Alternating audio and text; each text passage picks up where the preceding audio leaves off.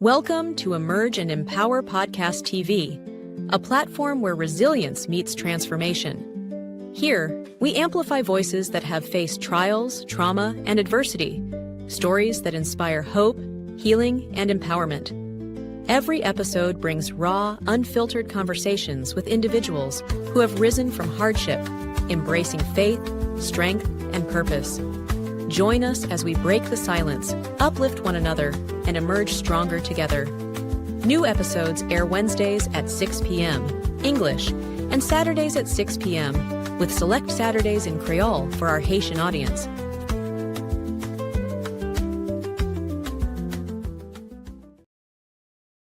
Hello, everyone, and welcome to Emerge and Empower with your host, Dr. Lynn J. Now, as you know, we are running a series that's called the Shemergence Virtual Conference, where we have individuals coming on this platform and sharing their stories of the moment where they felt unworthy, undeserving of love. But on today, we continue with session 3. Session 3 are again women that are coming on the platform sharing their individual experiences through a few guided questions. So what you need to do is go ahead and get in a front row seat right now. I don't know where you are, where you're packed, where you're going, but what you need to do is subscribe. Subscribe. It is time. Dr. Lynn J is here, and we are here every Tuesday until the last Tuesday in September. So we come on and just share it with your friends, share it with your audience, share it in your groups, wherever you want. Because listen, I don't know everyone that you know, but as we connect together, we can reach more individuals. And the purpose is for each of us to heal for real. Healing is a beautiful thing. Now, as we take off these layers, it's never easy. All right. Even if you had an old scab, when you try to peel that off, it will bleed. But we do understand the healing process. So you might need someone to talk to. Not sure of you can talk to. There have been diverse individuals that have been on here from different backgrounds who can help you relate. Find someone that is relatable. Don't go through this alone. All right, there is help out there for you. And our desire is for you to emerge, to come away from such pains, to come away from the secret that has been so disabling to you, the secret that has been keeping you trapped, and everything that you have done, you seem to can't get away from it. It's time to talk about it. It's time to heal for real. If you're a part of a church group, if you're a part of an organization, there are things in your community centers that you can go to for healing. I want to encourage you to seek this healing. Seek the healing today. Start today. All right, start today. We'll be bringing all our guests on at this time, and we'll go through a short break. Bestseller, soon to be New York Times bestseller. Hold up now, keep focusing, keep working, sis. All right, introduce yourself. Hi, everyone. My name is Dr. Linda Joseph, and I'm a pastor, mentor, life coach. And basically, this book's about my journey. And it's a journey to healing. It starts from my childhood to life and marriage and to helping other people heal. So my whole point of view is making you be the better person that God created you to be. Amen. All right, everyone, we are back. And look at this beautiful guest. These ladies are beautiful, and you can tell that their healing is radiant because you can see the confidence on the screen. Like, I can't wait. I can't wait to start talking. I can't wait to share. And also, this is a platform to voice. Welcome, ladies, to the Shemergence Virtual Conference. Welcome. I am so excited that each and every one of you are here on today. All right. So we have Kelly, we have Ashtyn, and we have Sue. Ladies, go ahead and let everyone know that you're connected to Shemergence, the virtual conference on Emerge and Empower. Go ahead and introduce yourselves one at a time. I'll go first. My name is Kelly Morgan. I am owner of Bright Headed Publishing, and I'm connecting from Aurora, Colorado. Yay, Kelly! Hello, I'm Ashtyn Monea. I am a teacher, seer, and mentor for Grounded Mystics. This also includes very, very powerful, intuitive women. Yes, yes, love it, love it, love it. Let's go, Ashtyn! Come on, y'all gotta get excited. I get excited for people just wanting to step out of bed, okay? That's a big thing. Go ahead, Sue. I am Sue. I am connecting from Ohio. I am an ACC certified master life and mental health coach, passionate about breaking the stigma around mental health and work with the intersection of faith and mental health. That comes out through my organization, My Step Ahead, where you only have to be a step ahead to help the person behind you. And it comes out through the books that I write. Like I said, I'm an ACC master certified life coach, and I do a lot of speaking as well. So looking forward to the time today. Thanks for having me. Yes, welcome back, Sue. Sue's not a stranger. If you want to go find out about it, go back and watch. This is not a one-on-one segment. This is more like a general platform. Some of these ladies will be coming back on to share their individual stories. But on today, we're just going to go through the various series of questions and we're just going to flow from there. I know our audience can't wait. Your feedback, you could just put in the comments. And we're excited that you are watching us today. And again, this is section 3. Yay, yay, yay, yay. I am so excited for each and every one of these women as they will be sharing their own experience on today. Now, this session is titled Healing from What No One Saw. Healing from what no one saw. Many times we say we were invisible, right? We reached out. It was like, nobody see me. Nobody can hear me. All right. But these women have emerged from it. So we're going to start off with the very first question and just move right along.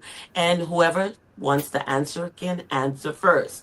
What are some of the silent struggles you carried that no one around you recognized? I think I can answer first. Personally, for me and my journey, there were two kind of struggles. One was always body image. And so nobody really knows that you're going through your body image thing. That's kind of your thing. And even if you're in the process of working out, it can be fanatical, it can be unhealthy, right? But you're just because you're going for what people say you should go for. And in the process of the body image thing, I'm also shrinking who I am. Because where I live, there's not a lot of people who look like me, who sound like me. And I find myself just trying to find out where I fit in. Where do I fit in? And so that was a silent struggle because I think I was very good at masking it and hiding it and using humor to deflect what was really happening. And that was kind of my thing. So I was always joking and happy, but inside I'm really down on myself. And I think when I look back, I was probably really listening to the negative chatter in my own head and the chatter coming from outward as well. I'm so glad you touched on that because many times we smile through, we grin, we playful about it, but indeed it's just a mask, right? It's just a mask, and you don't want people to see you. So, you go to jokes, you go to, the life. That's why I say even people could be the life of the party, Mm-hmm. but inside it's a whole different war that's going on. All right. And we'll move right along to the next. I'll jump in. Go ahead. I came in quite intuitive, but this wasn't something that my nuclear family or really anyone around me was able to mirror back to me. So I was seeing things, I was knowing things. I'm a deep, deep, deep feeler. I'm a highly sensitive human. And that was not something that anyone around me not only could mentor me in, but even acknowledge was a part of my unique experience. And then I also arrived into a highly dysfunctional family. I have a father who is an alcoholic and kind of stereotypical narcissist, a mother who was also an empath, but not in her power, and would dissociate and leave her body, go into catatonic states. Would be hospitalized for dissociating, and then an adopted brother who was 9 months younger than me, who also came from a really traumatic start in life, which meant I very quickly became his mother unknowingly to myself at the time. And so it's very much so this parentified child, because I was intuitive and I was wise, and I have, the wounded healer kind of archetype throughout my life. So I was, looked at and viewed at as the harmony point or the strong point, the peacekeeper, or the one who's going to keep things together. But me being held wasn't something that was common. And when I would seek support, I found that oftentimes it created a heavier weight for me, because I wasn't being understood in who I was or what I was genuinely navigating through. Yeah, you said a lot, and I think we need to actually probably allow you to break that down, because there was a lot of masking and so many different levels there, right? Because you were dealing with so much, so you had to also deal with your father, your mother, your brother. So you're different, all of these people, while you yourself being a young child, all right? So that's a lot. Adults can't really do that well, let alone for you to be a child, but that's a lot of masking, all right? So Sue, we'll go to you, and then we can always come back to Ashtyn if she wants to talk a little bit more there. Yeah, I think for me, just to share a snippet of my story, I'm a childhood rape survivor. I was raped by a classmate when I was 7 years old after school one day, and it was a 15-year secret. I didn't tell anyone for 15 years to my senior year of college. And when I look back now, I see so many things, and the way that hurt was coming out that I didn't know I was trying to say it, and others didn't know how to hear and didn't know what to look for, I should say. So some of the ways that came out, I've struggled with depression. I've struggled with anxiety. I've twice considered ending my life. I've dabbled in cutting. I'm in recovery from an eating disorder, all these things. But one of the cruxes of it all was my worth. Do I have value? I think that was one of my silent struggles that I'm able to put words to now, but do I matter? Am I worthy of someone spending time with me? And will they love me for who I am, not what I do? Because similar to Kelly and Ashtyn, I wore a lot of masks, and mine was, if I was seen, I had value. And if I was seen, then I mattered. So for me, my overactivity in high school and college, my wanting to be the one that you could depend on, all those things were some of those silent struggles that I didn't know then were part of me needing to be validated, because I was told from a very young age that I didn't matter. My perpetrator left the other side of the woods and said, "Don't tell anybody." And I listened to it. Now, this was early 70s, so rape was not on the radar. It wasn't something, I didn't know what happened. No one knew to ask anything. And then it just continued to perpetuate, because as you know, and your listeners and participants know, is that trauma literally rewires your brain. So from the start, I didn't get a chance to be a normal kid.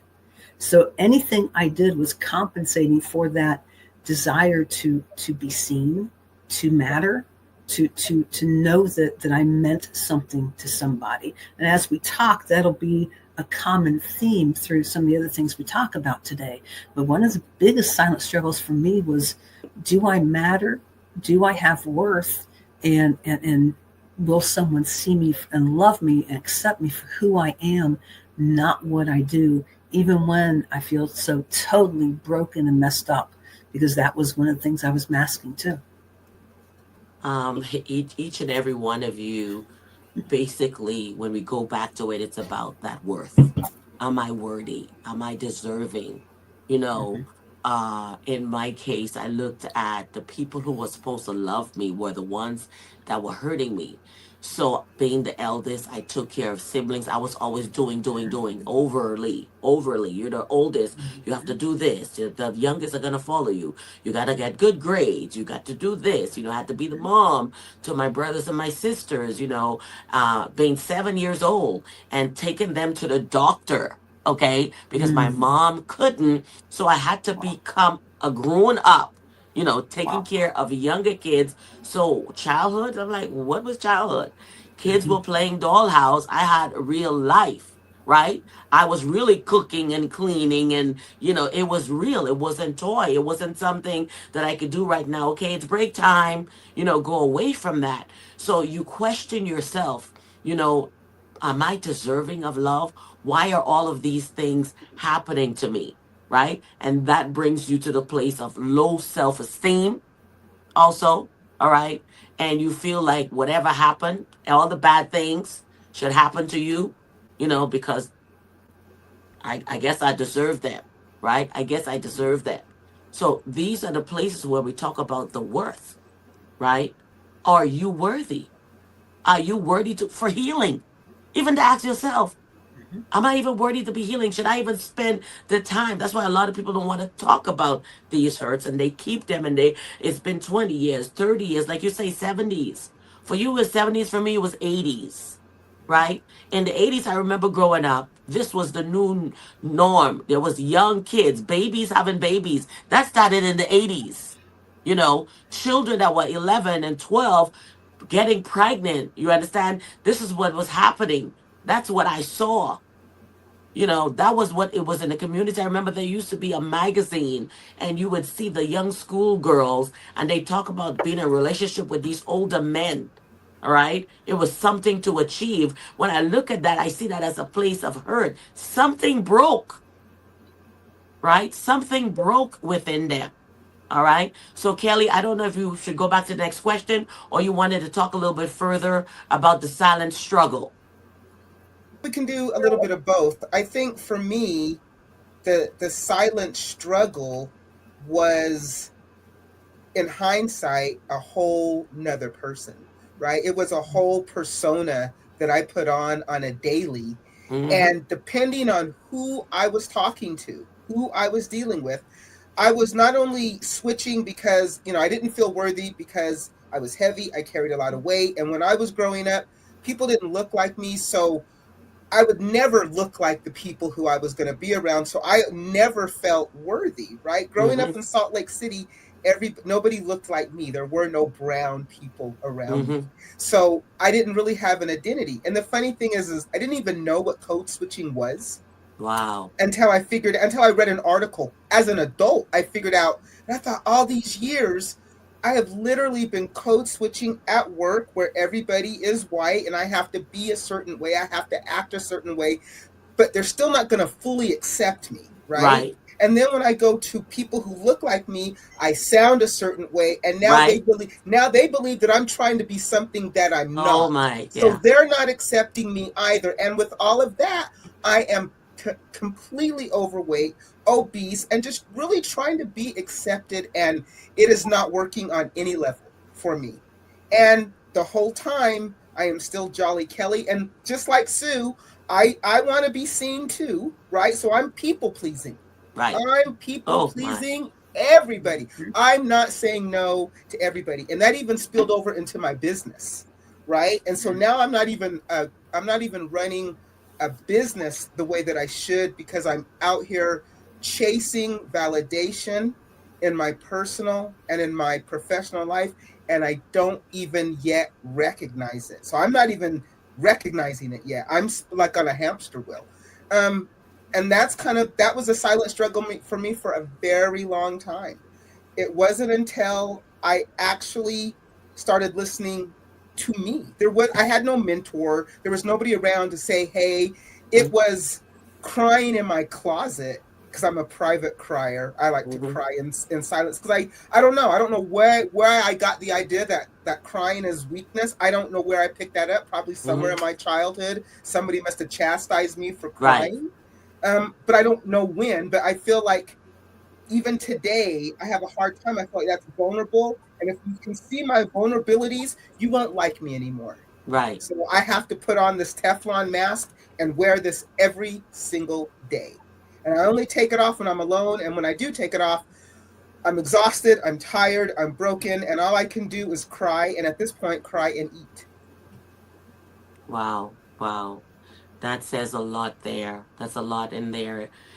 Because not only, and I can say this because you're in an environment where no one looks like you. So you learn to adapt. Very quickly. Then you go into an environment where people do look like you, like, who does she think she is? You understand? And in the midst of that, you're broken. I'm trying on both sides here. Like, give me a break, right? That becomes overwhelming in itself. All right. And I understand the private crying, because believe it or not, I would say somebody did. Somebody did say to you, stop crying, because Yep. we only react from an action that had happened. Somebody said it. Stop crying. Stop doing this. Yada, yada. So now you feel like I'm going to cry. I'm going to still cry, but I'm going to do it on my own terms. Right? Right. And go into your closet, because internally we cry, even though we don't actually share them physically as well, because that's the internal closet, right? You're smiling. It looks like you're smiling. But inside you're crying and you're dying. Like, I was the smiley person. When people looked at me, I was always grinning, right? Because I don't want you to see me. I don't want you to see my pain. So I was always, they looked at me to the point it was silly. And I would say to myself internally, why are you smiling? Why are you looking? Why are you grinning, silly? You know, stuff like that. You see? So let's go to Ashtyn. What was coming through for me as I was listening is a sort of unique experience that I find that those who are highly intuitive, who see, right? They see, but they're not seen. They feel, but they're not fully felt. They can support and heal, and then they feel like, I don't have support in my own healing. Yeah. And so what I was hearing is like, what happens when you show up fully expressed in your essence and people don't see you? So for me, it wasn't so much about masking. It was more so like being like revealing myself over and over again to not be received, to not be heard, to not be understood, to not be felt. And when you are someone like I soul level attune, I can attune to your soul. And when I attune to someone's soul, it's like nourishment for their spirit. Like, I do this in client sessions and people are like, no one has ever felt me there. No one has ever seen me there. No one has ever mirrored that about me. And you start to come alive. And so we're meant to have these kind of mirroring reflections that happen in our human interactions that bring us more to life. But where we as humans have blocks to things that, like, even feeling sensations, right? Like, we're talking about, oh my gosh, am I going to still be loved if I show my vulnerability, if I cry in front of you? And so there are moments where people can feel uncomfortable with that, and then they look away instead of leaning into us. And we think, oh no, something's wrong. Like, maybe I need to not do that. And then we start kind of hiding and cloaking ourselves up. So it's like there's a certain level of resilience when you are like, you know what? I'm going to open up wide. I'm going to go the full way. I'm going to be so self-expressed and true to my experience in this moment. And I'm going to ask for other people to look at it and witness it and not turn away from it. And then if someone or others do turn away from it, can you still anchor into the essence of your soul and know that you are deeply worthy regardless? This has been more of my experience of like being so deeply authentic and then still not being received. And I think that sometimes we're sold ideas about healing, like, okay, if you just do the work, then this. Right. And it doesn't always turn into the thing that we're being sold, but it doesn't mean don't take that road, because there are things that we discover along the way that we would not have been able to otherwise. Indeed, indeed. So that pretty much bring us into the second question about how did the lack of outward signs affect the support you receive? Because you're showing the signs. In my case, I spoke to a neighbor and I told the neighbor what was going on in my home because she noticed. The stranger noticed. I'm in a new neighborhood, but she notices, right? So I go over to play with her kids and she's realizing what's going on. At first, I can't say because I haven't, I don't know her that well. So I have to build that trust, right? And it went on, I don't know how long, because when you're little, the time could seem, it could be a week, but it could seem like a month or a year. I don't know how long, but eventually I opened up and I said what was happening. So she later on went, not to my mom, but she went and took me in the downtown area because from the Bahamas in Nassau. At the time, we lived in Gambia Village, so she drove me from Gambia Village to East Bay Street area, right, to my aunt's place to tell her what I told her, right. And so in that case, my aunt, said, okay, call the police, do all this stuff. And then when we go to the police station, because we had to go to the police station, and the police wrote a report and they said, I need to go to the hospital, like for them to check me to see if, I was molested, you know. But what they don't realize was I was raped and left for dead a year prior. So obviously you're going to see something. You understand? But I was too afraid to tell that because, like Sue, the perpetrator said, don't talk. But in my case, he threatened to burn the house down. Okay? With us in it. We were renting from his mom, his family. We lived on the same yard. So I'm afraid because I don't want my family to get killed. So I didn't share this. So even when I spoke to the neighbor, I never told her what happened prior. I only said what was happening at that present time. You see?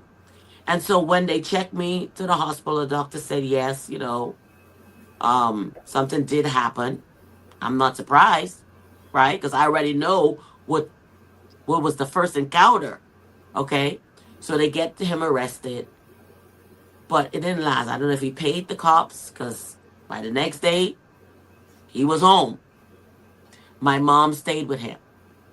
So I had to leave the house. I told my aunt I'm not going back because he too had threatened that he would slit my throat in my sleep.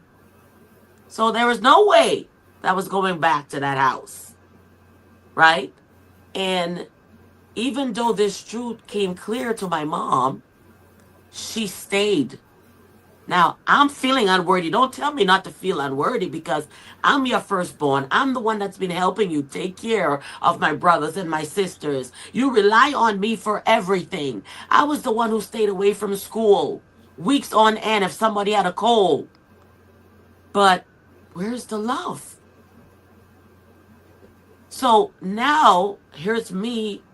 I guess I'm not deserving of love. That's the first thing that's there. I'm not important. So I stayed with my aunt. But guess what? It got worse at my aunt's. So now I can't share it with anybody. Because nothing was done. Everyone kind of like takes sides. My aunt really wanted me to go back home to my mom, even though the perpetrator was there. So where do I run to? So of course, I'm cleaning, cooking, whatever needs to be done. So she don't tell me that I have to leave. I make myself useful. And this was for a whole year. And I was subject to her boyfriend now doing the same thing to me. This is worst off. Because to me, it seems like it was every other day. You see? So I told it by expressing, right? But I'm sure as a child, there are signs that adults can see that something is wrong. I already told you what had happened. Okay? So if for my case, no one showed up for me. So all the people who should protect me did not. All right? They did not. So there was no more sharing, talking, none of that. I became withdrawn. Like Kelly, I went to my closet. Everything was inside me, my head. Now I decide I'm going to stay at church because now I don't want to be home. So I spend, if they was having choir practice, I'm at church. They having committee meetings for leaders, I'm at church. As long as that church door was open, I choose to stay away from. I would ask to sleep over when they had fasting or different services just so I could stay away from. Now, wouldn't you question why a child wouldn't want to come home? That would be a sign, right? Why does my child not want to be home?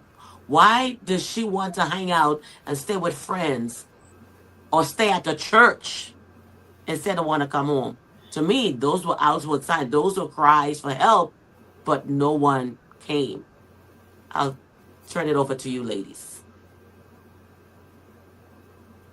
I think for me, the question is how the lack of outward signs affect the support or lack of support that we received. Mm-hmm. And I think for me, I was really good. I mean, really good at hiding things.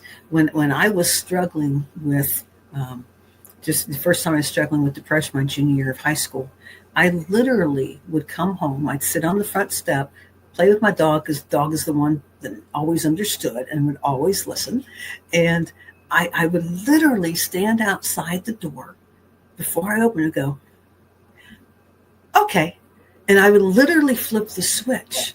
I was that good of not letting them know. Now it ended up that, anytime there's something happening, something's going to come out. And I told a friend at school something, and then she told a teacher who found me after school, and that led to a phone call home. And all the time, I'm like, I can't be found out. I'm the one that has no problems. I'm the go-to gal. I'm the good one. I get the good grades. I do this. I don't have a problem. I'm the responsible one. So my mom came to pick me up after school one day, and that didn't happen. We lived about 8 miles from high school in downtown Dayton, and we take public transportation and everything. And she came to pick me up, and I'm like, oh my gosh, you've got to be kidding me. So we go to this park, and Mom says, well, I got this phone call, and they tell me that you're thinking of hurting yourself. And I'm like, wait. We don't talk at home. Our family, we had a dysfunctional family. It was good for a while, then the alcoholism took over, and then ended up super great after everybody got sober. But I'm sitting there in this park, and I got to go to work like 4 o'clock or whatever. I'm sitting there telling Mom, and I'm looking out the window. Because, mind you, my mom and I, we just didn't know how to communicate. And anyway, so I made up a story to Mom. And I said, well, it just seemed like the house is a revolving door and nobody's home. What I didn't realize is that I was really telling her what the problem was. Mm-hmm. And unfortunately, at that time, the response was more defensive. And because of you grow up in depression and you grow up all the things that make your parents. Mm-hmm. My dad was raised in an orphanage for 6 or 8 years. Mom was the youngest of 6 in the Depression. They both grew up in the Depression. So there's a whole different dynamic that where I am now, I could not expect them to be somebody they didn't have capacity to be. But this is some of what I've had to work through. But with this, to answer the question, was that I ended up telling the real problem, not knowing that I was doing that. And it wasn't met with understanding. And that in some ways just kind of perpetuated what I was already thinking and feeling. And I just wanted to get out of there. I just wanted to get to work and just, everything's good after this. We had our nice little mother-daughter conversation, that kind of thing. Right. But as I went along, by the time I got to college, I ended up, anytime that you're faking it, just like Kelly said earlier, and Ashtyn as well, you are just exhausted. Right. And you don't realize it. You don't realize the game that you're playing. Well, it's going to come out in some way. You can run, but you cannot hide. No. I was running from myself, and I had to come face to face with myself instead. And when I got to college, my lack of outward signs started becoming louder. My outward signs started becoming the whispers somebody heard. And at first it was, I wanted to play basketball, but I wasn't going to class, and it happened to be my major. It happened to be my advisor. So, it resulted in a phone call to the dean of students, who called me, had a conversation with me. And there was something about that conversation where it's like, Ed feels trustworthy. I can talk to him. And that started changing things. But for a while there, that lack of outward sign just, if anything, just sent me further underground, or at least kept me shut up. But then when I got to college and someone started seeing and hearing the whispers and did something about it, that's when things changed for me. Wow. Thank you so much, Sue. Ladies?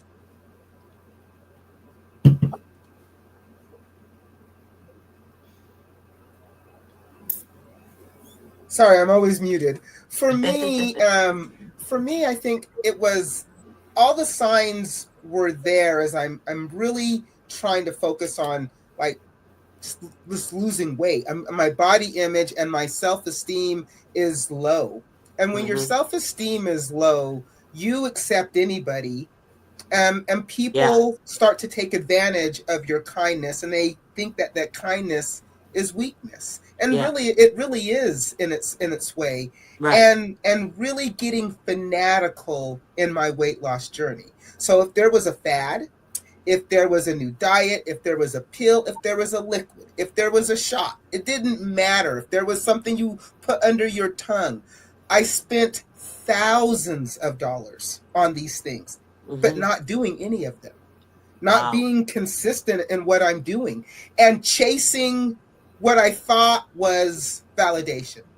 All the time I'm thinking, if I can just shrink my body, then you'll accept me, right? If I can shrink, I'll be loved. If I can shrink, I'll be worthy, because everything society tells me is, in order for you to be worthy and for you to be loved and for you to be seen, you must be a certain way.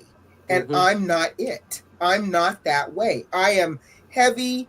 When you are somebody who struggles with body weight, and if you are a heavy person, not only are you just struggling with the health issues that you're really ignoring, because I'm ignoring all the health things, but you're struggling internally, because people who are heavy always are told that they're happy and jolly, and you're not. Correct. And so when you are fanatical in your weight loss journey, you're trying everything. I will tell you, ladies, at the age of 40, I am getting in a boxing ring with women who are half of my age, competing Muay Thai, trying to prove something, right? Not knowing that I'll never get where they are. I'll never be them, but I'm emulating them. I'm so wrapped up in what I think other people want me to be, I don't even know who I am. So I'm chasing. And those outward signs, I'm the silent cry for help is trying every single fad out there. That's what I was going to say. And that was your sign. That was my sign. Chasing. It didn't matter what it was. If it came on, and this is the time of infomercials, right? So if it was a good infomercial, oh my God, and they promised all their promises, knowing deep down inside that they're probably not true, but wanting to believe them. You want to believe if I just take this pill, it will solve everything. And really, honestly, thinking that my solution is in a bottle, in a box, in a drink. That was never my solution, but that was my cry. Those were my outward signs, because I didn't know what else to do. And I'm not me. I'm not being authentic to Kelly. So I don't even know who I am. And the people that I'm calling my friends, I'm going to find out later aren't, because when I start saying no and Oh stop saying yeah. yes, Yeah, people tend yeah. to fall away. And that's a whole nother story in the journey. But for me, it was the fanatical. It was that fanatical globbing onto everything, and that means unhealthy relationships too. So making very poor choices with romantic relationships, Oh because yeah. if you looked at me twice, I was in there, and I took everything, the abuse, the narcissism, because Mm-hmm. I just didn't want to be by myself, because if I was going to be by myself, I was going to have to face a lot of truths. And as Right. long as I'm not by myself, I don't have to face any truth. So I'm going to be with whoever, and I'm going to take whatever they give me, Right. and I'm going to think that's worthy. I'm not even worthy for the relationships, but I'm going to take them anyway because you're giving them to me. So you're throwing me crumbs and I'm taking them. Right. And those were my signs. Wow. Throwing you crumbs and you were taking it when a table is actually set with a 7-course meal. But because we don't have that value or that self-worth to feel like you're deserving, I can love the skin I'm in. Huh? So now you're taking crumbs, and anyone that comes along, even if they don't love me, but at least they're here. They're with me, and you repeat this over and over and over and over. You understand? So that's what I wanted to say, because when you kept saying you were going through all these different diets and all of that, and Harris also go mentally, you say, okay, I just need to buy that. Take Mm-hmm. it one or twice, but inside you really haven't healed because it's all internal. Until we can heal within the external, we could do all you want, whether you're heavy, whether you're thin, it wouldn't matter because the problem isn't the outside, Mm. right? It's working on you, working on your spirit man, working on all those places that were broken, the things that were done to you, to confront them and stop ignoring them. The disassociation, right? I'll leave it. You could go 5 years and then you're triggered by something. I don't know about any of you, even watching something on TV. I find myself crying back then, and it wasn't nothing sobby. But all of a sudden, it's like I'm seeing me in that somehow. You understand? So let's go to Ashtyn. I may not answer the question. I'm just going to go with what is arriving. So I That's hope it. there's space for that. Okay. So I have this memory when I was younger, like really young, probably maybe 4 or 5 years old. And I could feel this thing inside of me, which is like this pure core, this kind of heartedness that just cares. Like care doesn't stop from Hmm. this place inside of me. And I couldn't feel it outside of me. And I think that this is also like it relates to the things that we're sharing here of like there's pain that each of us was experiencing and traumatic experiences that we were moving through.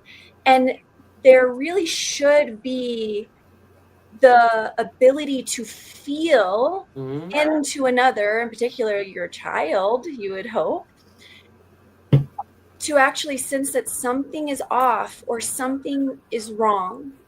And kind of going back to what I was saying earlier, there tends to be a tendency to lean out rather than a tendency to lean in. And I think even in sharing all of our stories today, we're asking people to lean in because that's the space of actual healing. That's the Hmm. space of actual transformation. So then moving into my adolescent years, as I mentioned, my dad was an alcoholic. His behaviors were very unpredictable. He also had a lot of violent tendencies. So there was a level of physical abuse that was happening inside of the household. My mom, I would speak up very clearly in the face of injustice. I've always been that way, to Hmm. include relative to my father. But when I would share these things with my mom, she had to justify her being with him. And so that meant making excuses for him and then making it me to actually be to blame for this man's behavior. And so where again, I'm going to be like, hey, you could help. You would be the one to help. I'm not receiving that back. So then we go more into the stages of adolescence, and the dysfunction in my household is so extreme, and I'm also highly sensitive, that at this point I'm wondering, like, why am I here on earth? Like, what is the reason? And why do I feel like such an alien? Like, why are people not feeling like I'm feeling? And this also turned into suicidal ideation, like that was just ongoing. And truly, if it wasn't just by grace of the divine surrounding me, I do not know how I would have navigated this entirely on my own, especially as a young person.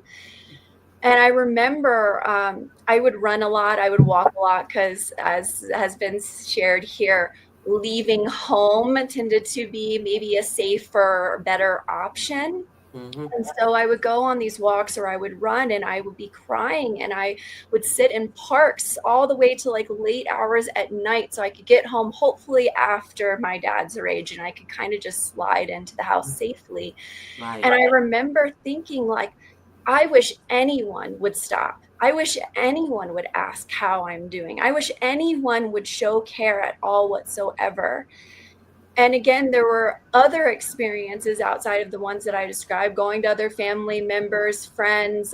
There were even my friends' parents who would say, you can't hang out with her, because instead of caring about my situation, they demonized and villainized me, even though I'm just a pure-hearted human and a child right now, and actually a great person for your child to be friends with. Mm-hmm. So all of this, of course, leads also to these thematic experiences that I hear us all sharing, which is now we have to suppress. We're being conditioned and taught that we have to push it inside of our bodies instead of allowing it to come out of our bodies, which is a far more healing experience that then later on in life, I recognize each and every one of us here has navigated through in the ways that we have uniquely navigated them through. Yeah. And so one part of this is like a lack of attunement and empathy that we need as human beings in order to have a healthier familial system, community system, societal system, and world, to lean in instead of leaning out. Another part of this is that attunement also leads to a certain level of protection and safety and justice that we are currently lacking within this world, which perpetuates trauma rather than allowing trauma a space to fully and completely be healed, such as what has been shared here. To have even one person that feels safe can be so tremendously impactful inside of your life experience and your healing trajectory. And then when we rise into the space of, okay, now instead of being suppressed, I'm actually becoming expressed. And instead of like pushing all of the things down, we're actually being with ourselves in the lack of attunement that we've received before, which is healing. It creates space for who we truly are to be inside of our bodies. And now we have that with a space of expression where we move into the world knowing our worth, showing up with our value, being so much more powerful in how we arrive into life. And I think all of us are expressions of that trajectory and that journey. Indeed, indeed. So we're going to take a break because I know the ladies have said a lot, and we'll come back and continue. So I know you didn't want to come away from your screen, but I'm going to give you that break. So if you need to go with that phone, go with the phone. If you're watching it on TV, on the YouTube channel, just hit pause. Just hit pause as we go to this break, and we'll be right back. Remember when coffee was just coffee? A routine sip, part of the 2 billion cups consumed daily, enough to fill an Olympic swimming pool every 3 minutes. Same old flavor, same old routine. For centuries, 75% of coffee drinkers have settled for mediocrity, masking the taste with sugar, syrups, and overpriced add-ons. But what if coffee didn't just promise to be amazing? What if it actually was? Introducing Alive Coffee, the first coffee that tastes as good as it makes you feel. Meet the coffee that thinks beyond the cup. Bold, smooth, alive. Made from expertly roasted top-quality beans, Alive coffee is smooth, rich, and shockingly delicious. Stop drinking May, start drinking Alive. The coffee that delivers just like the 90% who won't start their day without it. Alive coffee. Wake up, take over. Feel alive. Feel alive, as we're talking about those moments when we sure didn't want to live. This coffee is saying, drink me and you'll feel alive. I think that would be one of the things. Well, maybe I'll try that. Oh my goodness. There is a lot that was said. And the truth here, and this is always what I want people to take away whenever they listen to this podcast, is to know that it's time to heal for real, right? The last thing that Ashtyn talked about is having an environment that allow you to want to talk about it instead of internalizing everything, but actually releasing it, right? To this day, even culturally, because I'm Haitian Bahamian. So I was born in Bahamas, but my ancestral background is Haiti. People don't talk, even now. People don't want to talk about these things. These express your silence out of fear, right? Because they feel like the person will come back and they'll do more harm. So you are to accept things, move on, don't talk about it, because that person might from be more powerful family. There's a lot that is involved why individuals don't share, culturally speaking, the environment. I bring this to my home so my children can express themselves when they're going through something. Let's talk about it. I ask these questions. What is happening? I have 2 granddaughters. I ask the question, how are you? Did anyone make you feel uncomfortable? Why am I doing that? No one ever asked me, in truth. And even when it was told, nothing was done about it. So I bring in the atmosphere for love. I'm loving on you. I'm with you no matter what is going on. No matter how maybe you've done something and you feel like it might disappoint me, as your mother. But I want you to know at the end of the day, I'm on your side. I'm here for you, right? And I am not one of those parents, maybe because of what I went through, and each and every one of you, if a child comes to me about that, I'm not going to say they're lying, because it happened to me, right? If you're talking to someone, you're going to say, you know what? I understand, right? And you'll be that person for that individual who say, finally, like Sue said, finally, someone sees me, someone hears me, right? So these are what I want to motivate you who are watching here today. All right? We hear you. We see you. And you can connect with us virtually. If Kelly is relatable, connect. The link is in the bio. If Ashtyn is relatable, connect. If Sue is relatable, connect, because it's time to heal for real. So now we're going to go into our next question here, and it brings us right back into this. In what ways did you learn to give language to your silence? Some of us already said the language we give. Kelly talked about her language was what? Getting, trying to get whatever fad was out there when it came to the diet pills, the diet, what do you call them? Whatever, it didn't matter. Didn't matter. It could be a pill, a liquid, a shot, a drink. It didn't matter. A powder. It didn't matter. Right. If it promised something, I was gonna try it. Right. But I also knew that I wasn't going to. I wasn't gonna see it through. But I knew this going into it. See, that's what I wanted to say, because many times we say, okay, I'll try that knowingly. First we do it because, okay, that's something I can go towards, right? And then you say, well, maybe I'll try it once, We didn't see it through, but it was something at the time that made me feel better about myself, right?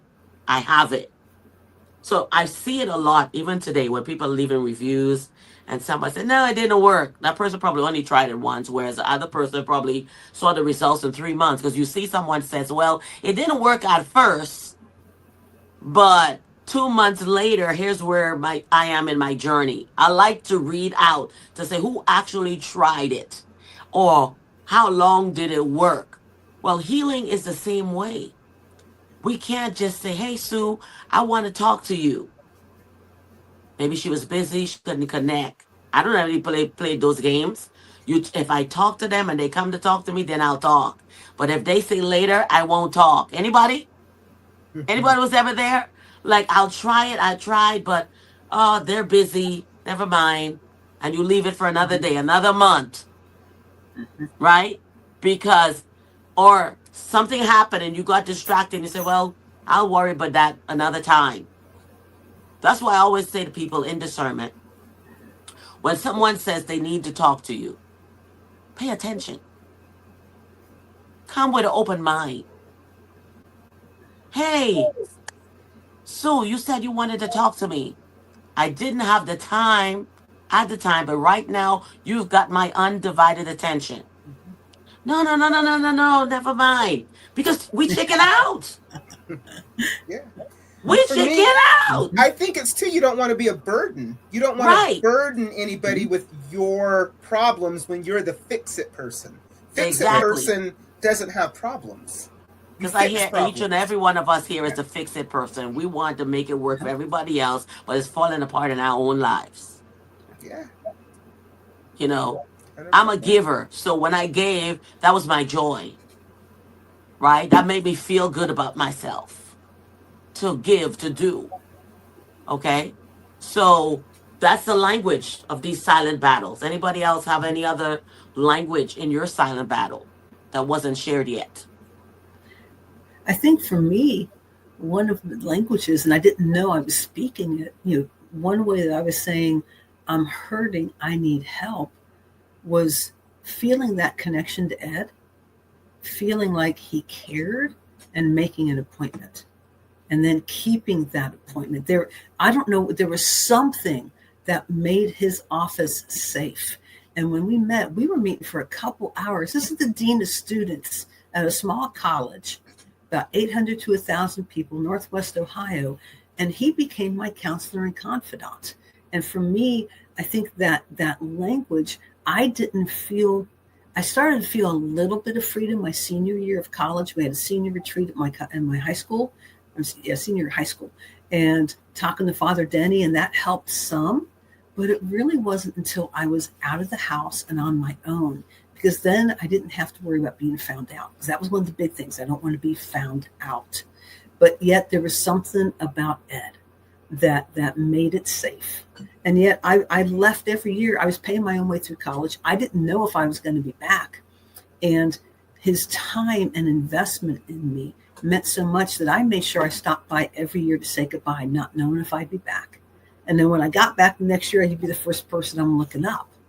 But I think for me, some of that language was simply taking a little bit of initiative because he had proven himself faithful.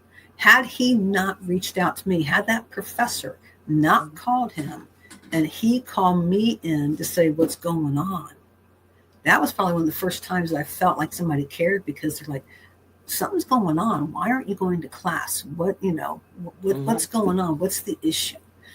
And that gave me permission to start entertaining the thought. I still didn't know how to put words to what was really going on, but just showing up and making an appointment with him every week just to talk about whatever was on my mind ended up giving me a jump start to starting to find some words.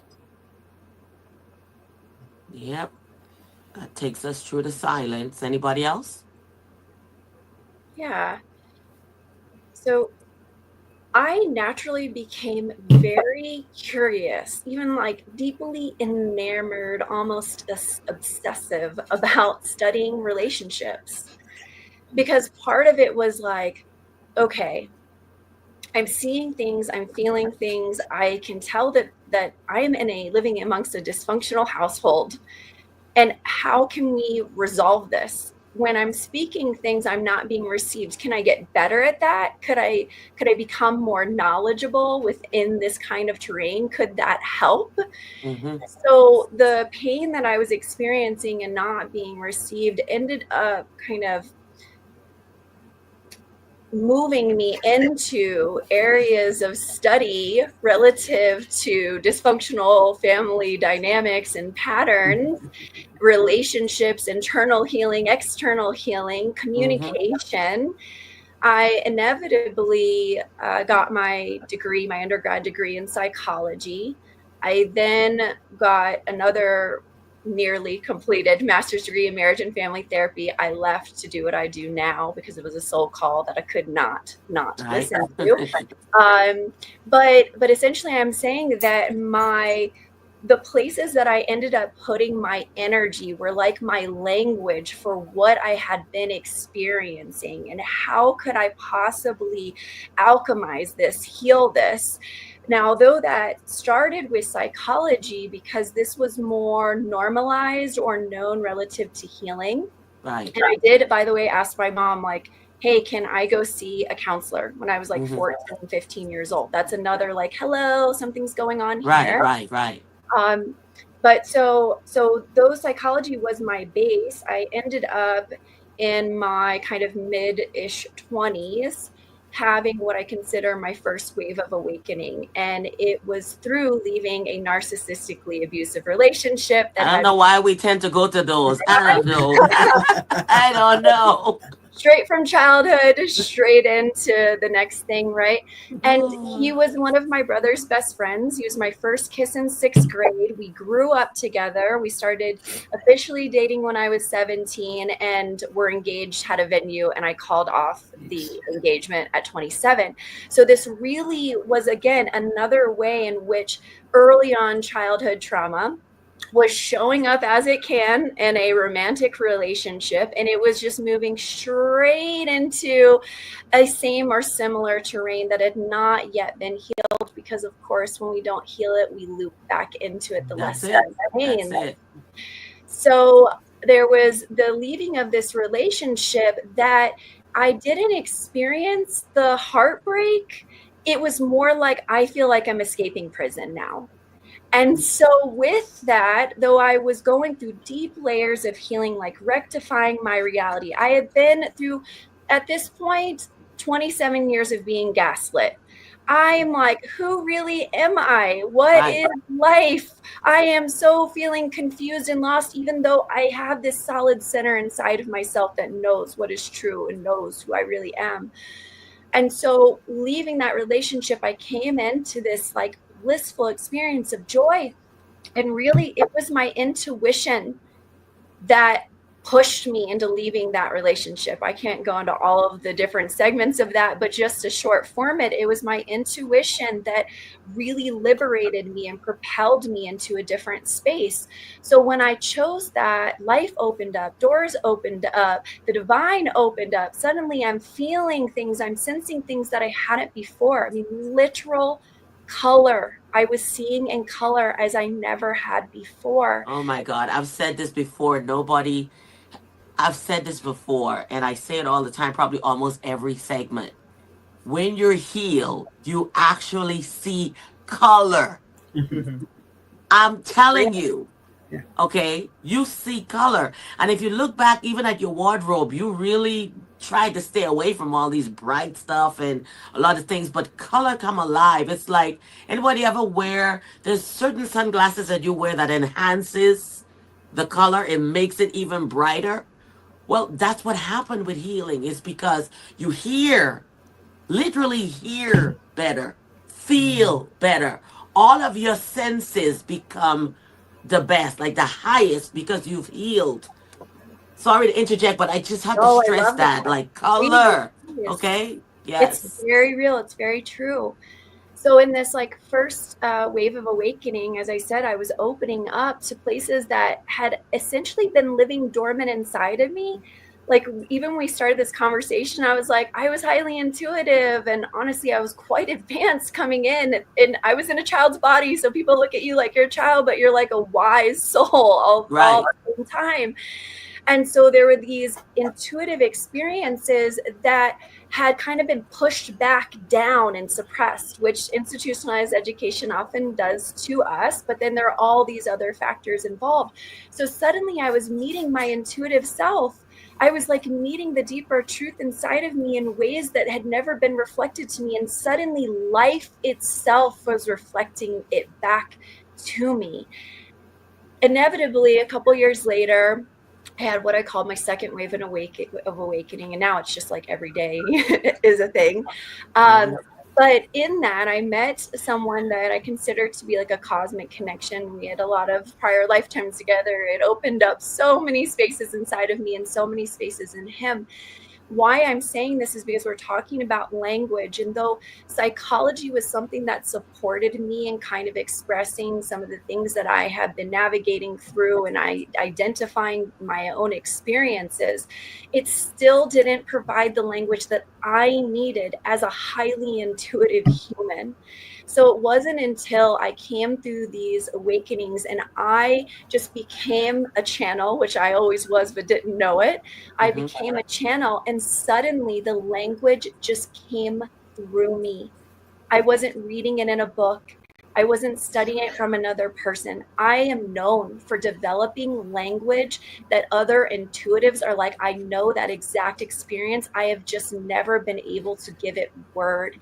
And so there's something deeply healing about that when someone has gone through these processes and suddenly has the ability to give word to phenomenon that some people wouldn't even say exists, and yet you're experiencing it, and it's like, so that very thing that I needed as a child, I find that I do it ongoingly for the people that enter into my world. That's my experience with language. All right, language is universal, and it's spiritually speaking, it's universal. And once you go through the healing and allow, for me, I don't say divine or anything like that. For me, it's God. And so I would say once you allow for that experience to happen, you're a whole different person. You loving, caring, even though you were already that before, but you become the best version of yourself. Right? And it's a beautiful place to be. Beautiful place to be. Kelly, I'm gonna go to you because you've been the one, the lack of words for the And last it's funny, segment here. I was listening to everybody talk about language, and my language was written. My language was words, and that's how I actually healed myself, was through writing. I can remember being in high school and going through whatever I was going through. I wrote a lot of bad poetry, right? A lot of woe is me, but that helped me be able to get to where I thought I needed to be. So as I am healing, as I'm going through whatever process, I don't know if it was an awakening, a healing, but I did have a sit down with myself, and I really started listening to myself. But through that, I just started writing what I was hearing. And so as I'm writing the things that are happening to me and I'm reading them, I'm able to, I'm not saying them out loud, right? But I can see them on the page, and I know that they are real. And from those, what I wrote became a book, but that was not the intention, right? It wasn't an intention for it to be a book. I'm just writing what's going on and trying to figure out what I need to do, listening to the voice in my head, honestly, listening to me for the first time, a voice I had made quiet and kind of pushed down. I was finally listening to that voice in the back of my head, and the voice said, you know what, you need to just start writing what the hell is going on in your life and just write it down. And if you write it down, maybe you can accept it. So as I'm writing this what's going on, I'm reading it back. Next thing I know, I have this whole book. And it's funny because in the book, my main character, who's me, doesn't have a name, because I didn't know it was me at the time, right? I didn't realize. But as I'm reading the words back, I'm thinking, man, this woman in the story has a lot of issues, and she really struggles with body, and Man, so I've almost removed myself from the story. And so I can actually look at it from the outside in and realize that, wow, you can actually start to make changes if you start listening to that little tiny voice in your head. And I didn't have anybody to tell me that the voice was right or wrong. I honestly thought I was kind of losing my mind because the voice is getting louder and I'm starting to really have conversations with the voice in my head. And the voice in my head is not the negative chatter that I would hear before. But Right. now the voice is like, you know what, Kelly, you need to start meditating. You need to start sitting with yourself. And COVID is what forced me to do that. Oh, Right? COVID forced a lot of COVID people. forced me to sit with myself and really figure out who I was. And from there, writing things down, making the story, and realizing that it's okay to cry in the closet. Oh, It's yeah. okay to share the story. And I learned too that in my language, there is power in my story. Yes. I'm actually a lot more powerful than I ever gave myself credit for. Oh, yeah. Right. And so when I'm telling my story and people are like, oh my God, I felt like that. I'm like, really? And that to me, my helping you helps me. And that is my language is words. And that's, I feel like we heal through words. Sometimes we Yes. don't even know it, but we heal through words. That's If true. words on the page. That's true. Just like words positively cause us healing, and words too also causes trauma. It takes me to an expression we used to say when we were kids: sticks and stones can break my bones, but words can't hurt me. Words hurt. Yeah, they You do. know. But as a child, you said that when people like put a thick skin on, like, I don't care what you say, your words can't hurt me. Basically, you said, I'm not letting that cross over. We didn't even realize what we were saying when we said, but we really were saying, you know what? I don't care what you're saying. I am not going to receive that. That's what that meant. You understand? But words are indeed very powerful. And once you learn to share your story, as we get into this other question here that talks about how do we help others feel seen even when they hide in their pain, right? So seen while they hide in their pain is true word, is true expression, is true sharing. You understand? We are calling on someone right now through telling our story and verbally taking them, through our journey. Okay. This is helping them. All right. So each of you, because you're now in a part of your life where you've emerged, and I have yet to see someone who have turned their pain into purpose or test into a testimony that does not pour back to help, because we know what it's like to be in that place with no help. So why would you want, okay, I'm healed now, let me leave that alone? No, because now you become so empowered. You become enamored, right? You're ready to let's do this. All right. I want you to not only feel seen, but I want you to help heal in the pain that you have. So let's take it there. Any one of you can chime in. I'll jump in. I think for me, how this all plays out now, similar to what you just said, is that actually what a lot of people have said is words, is what we do now. I didn't really enter my healing journey until 2014. I did not deal with the rape until 2014, over 4 decades after Wow. it happened. I was my eating. I had an eating disorder. I called it odd eating behaviors. I called it anorexic tendencies. I did not call it an eating disorder. I entered recovery from my eating disorder in 2016. What happened in between there is when I started dealing with the rape, there was a movie that came out. So words and words on the screen as well. There was a movie that came out called Ragamuffin. And it's based on the life of the late Christian musician Rich Mullins. I'm a Christ follower as well. And that movie was a hard watch for me. And first year, I'm finally dealing with my counselor. I've been with her for 6 years. And we say now we had to get me stronger in the present before we could go back to the past. Mm-hmm. And as we were dealing with it, because eating disorders and emotions are enemies, I had to figure out what I was feeling and how to deal with it while dealing with all the emotions and bad thoughts and wrong thoughts, the wrong story I was telling myself about the rape, about who was responsible for the rape, just all kinds of things. I was working hard on getting the story straight. So 2015, I wrote my first book, and I started my first book, and it tells my story, and it tells the healing journey God took me on, and how one of the ways that I am able to help others feel seen, even when they're hiding their pain, is with this book. When the book finally came out in 2019, won second place nonfiction at the Faith and Fellowship Book Festival in 2020. And thank you. One of the things I love is reading the reviews. And one person actually here locally wrote the review on Amazon, said, I didn't know if I want to hug you, hit you, or throw the book out the window. And to me, that is like a huge compliment. She said, because that gave me words that spoke to my story. It helped me feel heard.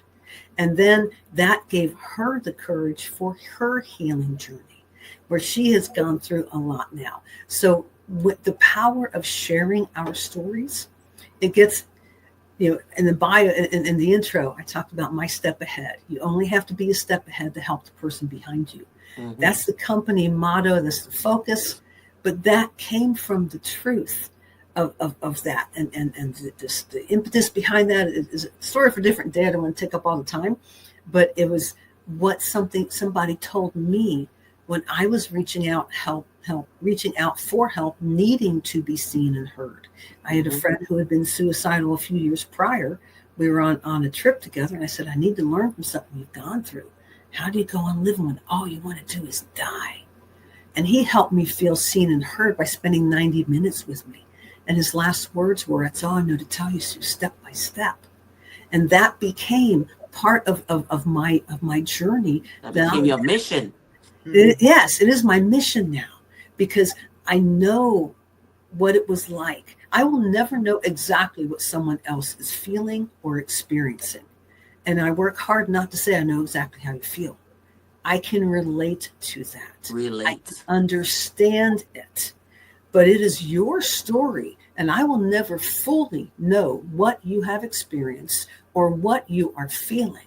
But when someone opens the door that much and allows me entrance in through coaching, through my books, through speaking, through whatever means it takes, that is an opportunity to help them feel seen. Not to share my story with them when they're sharing theirs, but to draw internally from my story and remember what I went through so that I can be for someone else what someone else was for me. Mm-hmm. That is how I'm able to help someone feel seen. I am a Christ follower. So many of my clients are Christ followers as well. When in the intros, I talked about I'm on a mission. I'm passionate about that intersection of faith and mental health, because unfortunately, there are many in the Christian field that don't believe mental health has a place, or is say that again. Mm-hmm. And that is a lie straight from the pit. So I am on a mission to break that stigma. And so when I can share my story, because now I'm at a place where I've found my healing and I have found my mission as a result of that. My mission is to be for someone else what someone else was for me, because I understand and I know what can be on the other side. And I'm willing to walk through the muck with somebody else to help them get there. Love it, love it, love it. We're going to go now to Kelly. So, for me, I also published my book, and it's really all about the messy middle, the fanatical part of weight loss, the part that nobody talks about. I always would see the before and the after, but nobody ever shows you the middle. And right. So you don't even know. And then with the onset of social media and these images that you see of what you're supposed to look like, it can be very, very, very frustrating, and it can be very distressing when you don't look like any of those people and you never will. Right. So in my healing, I decided that I didn't write a book, but it turned out to be a book. And I thought, I'm going to step out on faith and I'm just going to publish it. And maybe it will help somebody. And that was the goal. The goal was never to get rich. It was never to, whatever. It was really to put out the story and be vulnerable and put it out there. And hopefully that the words would help somebody know that they're not alone. Yes. That messy middle, that fanatical, that part of healing or losing weight or finding yourself, that is real. And you don't have to go it alone.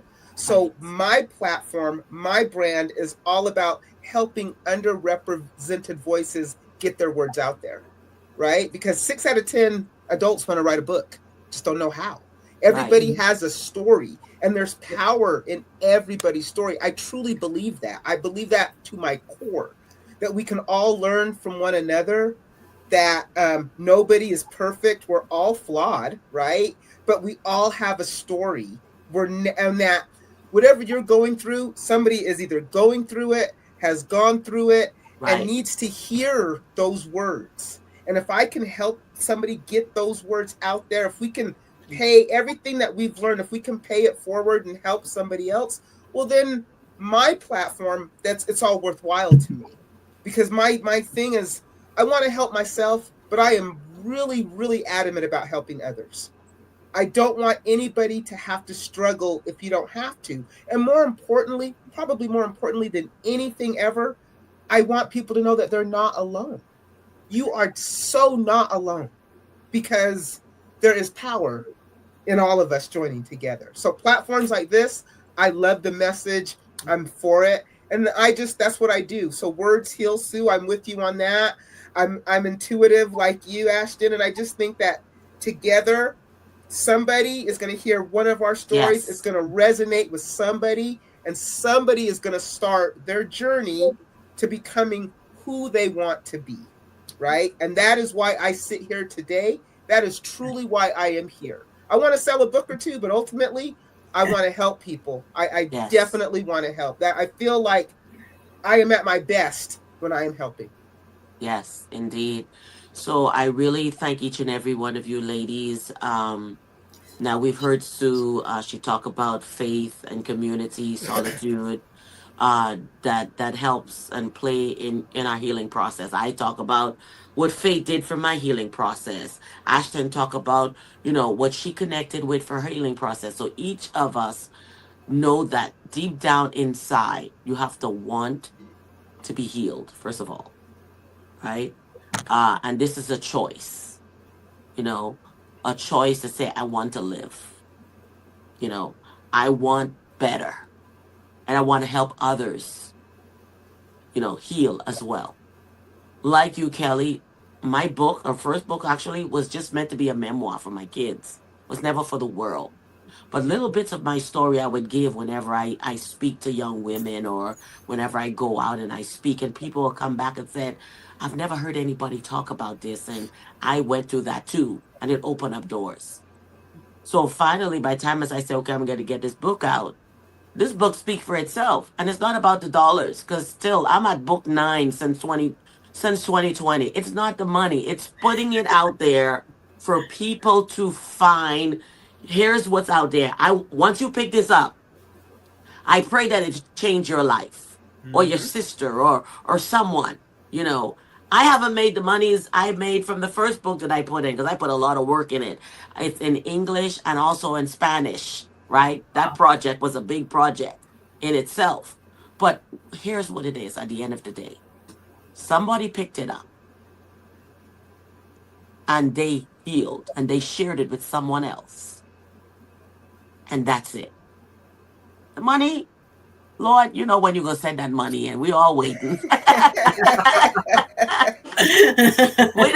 We're not going to be selfish about that. We all want it because we put the work in. Once you put in the work, there's value. That's what that means, right? There's value. And I don't know if any of you ladies, but there are parts of my life that I felt it was never for me. Because now when I do ministry in it, I realize that's how I can be sympathetic, understanding. You understand? I can relate. You know, I don't say I know what you feel, but I said I've been there. Mm. You understand? Because we all get on this highway called life and we all get off at an exit. We all, when we get a plane ticket, have a destination to go. But when we get to that destination, we all part. We go to a different address. Right? That's the life experience in itself. So each of these ladies have their books. We'll have all that information in the bio. But give the name of your books or any last words that you would like to leave for our audience, because we don't want to keep them here. We want them to come back next week. I'll just tell you, my book is called Wait for It, and it's the play on words. It's WEIGHT. It is available on my platform, brightheadedpublishing.com. I'm right in them. And it's so funny. I'm in the middle of building my business, building the infrastructure so that I am in a better position to help others. Because one thing I don't want to do is I don't want to take from anybody without giving value back. Right, very important to me. Very important to me.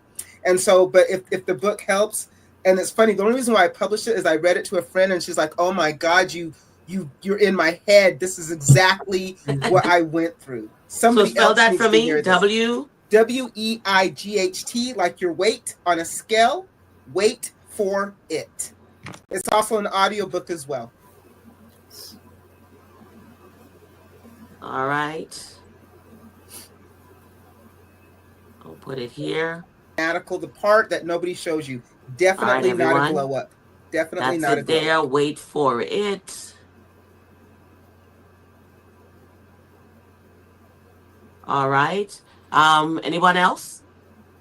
Yeah, so my business is called True Self Embodied. My website is trueselfembodied.com. I work with individuals one-on-one. I also have a community membership group. This would be for the highly sensitive human who is deeply enamored with healing and transforming and is really about it.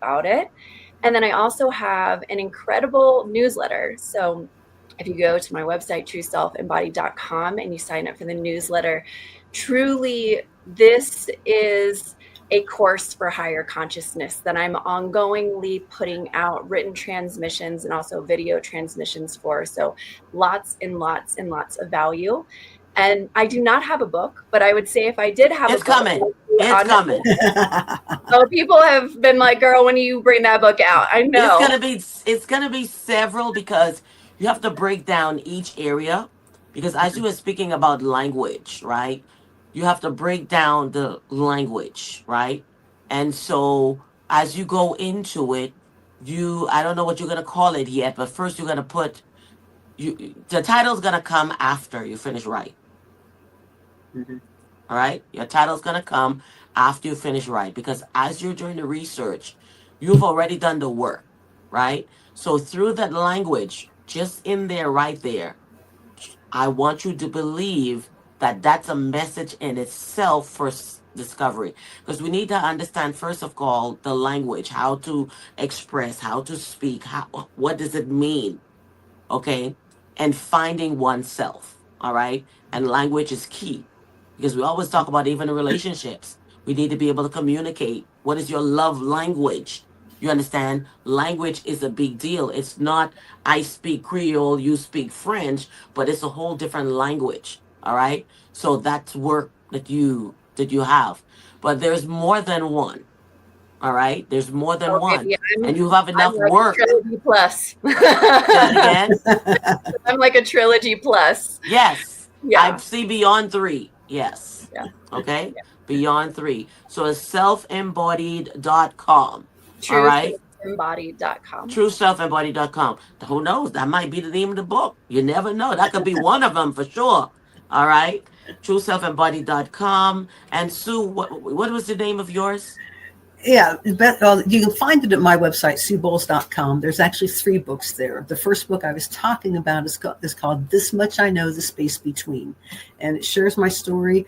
But the second half of the book talks about the healing journey God took me on. And there were 3 very important points and steps through a faith retreat community that God used and continues to use to bring healing to me. Excuse me. But at my website, SueBowles.com, you can find the books. There's 3 of them there, as I said. But then there's also, I have a weekly text I send out because sometimes you're not ready to take that big step just yet. Mm-hmm. But you wouldn't mind having a little encouragement. I have a weekly text I send out called Hump Day Help. Go to the website. You can sign up for that. It's just something I send to your phone, usually between 7 and 8 Wednesday mornings, just to help you get through the day. And if there's more that I can do for you, certainly reach out to me.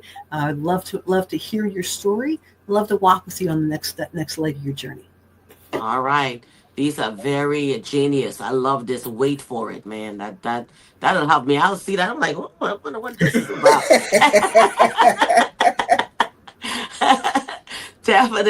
Definitely. And even with the true self-embodiment, listen, we can get really creative with these. So, ladies, I truly thank each and every one of you for being here on the set of Emerge and Empower as we do this virtual conference. And I believe there will be tremendous feedback. Your inbox is going to be filled with people trying to connect with you for your story because they find you relatable. All right. It's about being relatable so you can find someone that you can connect with on today. That is why these segments come on just to help you find what you need. All right. You can Google it. You can find it. It will be in somebody's timeline. It will be a clip probably on TikTok or Instagram. All right. Where you see this, wherever. All right. You can connect because there are people that are relatable. All right. On here. Wait for it. True Embodiment and SueBowles.com. So, ladies, I truly want to thank each and every one of you for your presence here on this podcast on today. And so, everyone, we thank you. We'll be back next week with more. And Sue, like I said, was on the podcast already, and we will be waiting to listen to Kelly and Ashtyn. Believe me, there's a lot more to give. And so that's the end for today because we want you to come back and watch it next week. So bye-bye. All right. I want to thank each and every one of you for tuning in to the Shemergence virtual conference on today. And truly thank you. I know that you have been watching, and this is the 3rd session of the virtual conference that we're doing here. And what I want you to know that this segment, the conversation, reminds us of some of the deep wounds, that we fight alone, those silent moments that you are alone. All right. And it's to encourage you to come forth. Don't stay there alone. All right. I know you're fighting a silent battle, but what I want you to realize, unfortunately, it's very common. Someone you know is fighting the same battle. So don't be ashamed of it either. Do not be ashamed of it. It was not your fault. It was a perpetrator's fault. And if it's a choice or decision that you made in life, we change that. Change that trajectory. All right? It's time for those change, okay? So if today's dialogue spoke to you, know this, you are indeed not alone. Silence has weight. And you saw what Kelly talked about. She has a book called Wait for It because of that was her language. All right. I don't know what yours is, but let's continue this journey together. Connect with the ladies in the links in the bio. God bless you. Until next time.